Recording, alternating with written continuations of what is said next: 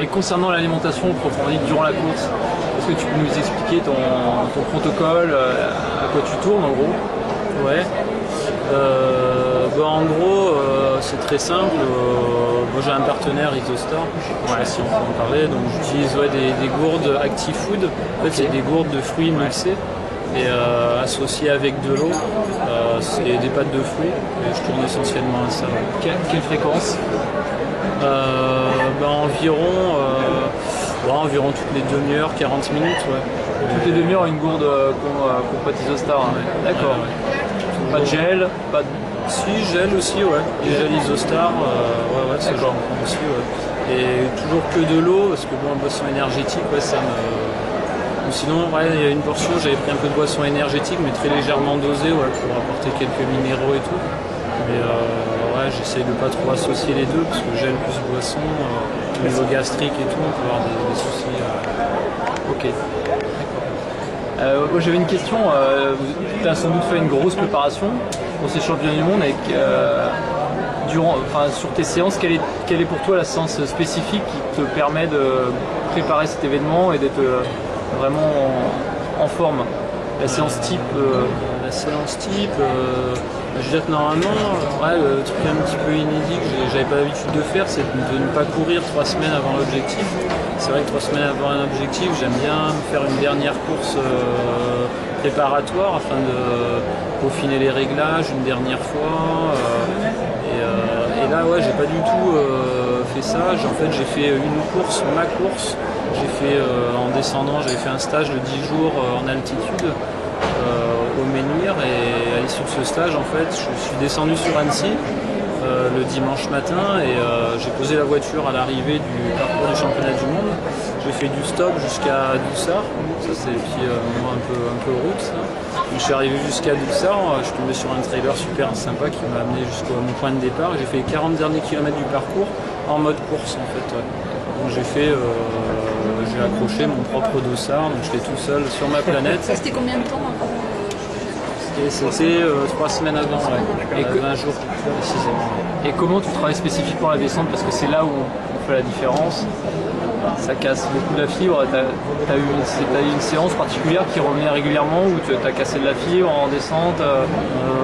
Il y a une séance très difficile que j'ai faite et je pense qu'il est assez intéressante. J'avais fait une séance de côte longue avec une descente. En fait, je faisais côte genre 15 minutes de montée très dure au seuil et la descente pareil hyper rapide. Et le fait d'enchaîner montée, descente rapide, déjà on se met au rupteur pendant toute la montée et on n'a pas le temps de récupérer, il faut de suite redescendre la bloc et là musculairement ça sèche grave. Ouais. Combien de répétitions quand c'est comme ça, montée descente là Et j'avais fait 4 fois, il me semble. D'accord. Là il y a tout qui travaille. T'es parti vite, est-ce que c'était prévu? Absolument pas, en toute honnêteté, la veille du course, en fait, on a eu une dernière réunion où d'ailleurs ça a été une sacrée séquence émotion avec Philippe Propage et Jean-François Pontier, donc les 2 boss de l'équipe de France. On a été rassemblés dans une salle de réunion où on était en 8, tous les coureurs d'équipe de France et tout. D'ailleurs j'ai encore un peu l'émotion et Philippe Propage s'est mis au centre de cette salle. Et tel un Aimé Jacquet la veille d'une finale de Coupe du Monde, en fait, il a commencé à avoir un discours vraiment hyper... nous disant que demain c'est la course de votre vie, il faut bien sûr avoir le respect de l'adversaire. Donc ça on l'a tous. On savait que tout le monde était très fort, mais qu'il y avait une chance d'accompagner cette équipe de France vers une grosse victoire. Et de suite, dès la première heure de course, on a vu l'équipe espagnole se mettre aux avant-postes. Donc, tel un peu comme tu dis, une équipe cycliste, ils étaient 3 devant. Et là, on s'est dit quand même. En restant fair play, on se dit on est en France quand même, on a envie de faire briller le maillot français, on va montrer qu'on est chez nous. Donc on s'est mis un petit peu aux avant-postes, on est passé devant eux, on a pris le commandement. C'est vrai que Xavier Thévenard, il a imposé un très très beau rythme pendant les 2-3 premières heures de course. Et ça s'est relayé avec Julien Rancon aussi qui est revenu sur nous, qui a imposé un très très gros rythme. Et là, les Espagnols ont petit à petit décroché un par un.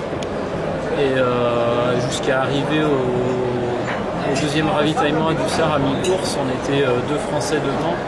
Après, ouais, j'étais assez prêt à ça, parce que bon, mon coach, il me l'avait dit, il m'avait pris à part et il m'avait dit, bon, de toute façon, tu le sais, sur les courses de longue distance comme ça, on est quasiment sur de l'ultra, on a la frontière entre les deux, et c'est des courses où on passe toujours forcément, quel que soit le niveau, par des temps forts, des temps faibles. Des temps forts, on est vachement bien, tout nous sourit, on peut imposer le rythme qu'on veut. Et les temps faibles, ça va être une petite crampe, comme j'ai eu avant, une petite crampe à l'adducteur, problème gastrique, l'alimentation, on surcharge un peu trop en glucides, en sulfate. Donc col de la Forte là, ouais, j'ai eu plutôt le problème gastrique, ouais, j'avais mal digéré le repas du matin, le petit-déj, donc j'ai dû faire une grosse commission, un gros arrêt technique dans la montée de la Forte là, donc ce qui m'a fait perdre un petit peu de temps. Mais je me suis vraiment pas affolé parce que je savais très bien qu'on était encore très très loin de l'arrivée. Donc 2-3 minutes de perdu, c'est une goutte d'eau sur une course aussi longue.